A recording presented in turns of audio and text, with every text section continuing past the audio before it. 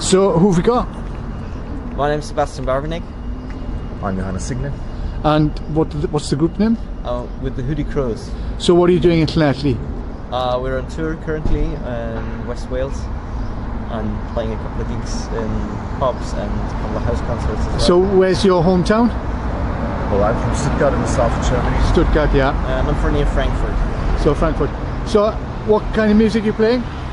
It's Celtic folk, traditional stuff, original stuff. So I'm guessing Celtic folk, your influences haven't come from Germany.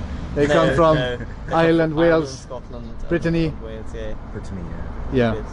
Yeah. Is there much of a kind of a scene for Celtic music in Germany then? Oh yes, it's quite a vibrant scene, yeah. There is. Yeah. And you're playing at the Riverside Club tonight? Yes.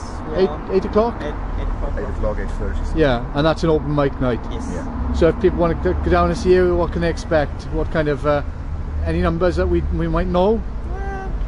We kind of mix between better known songs and not so well known songs, so we have a mixture there.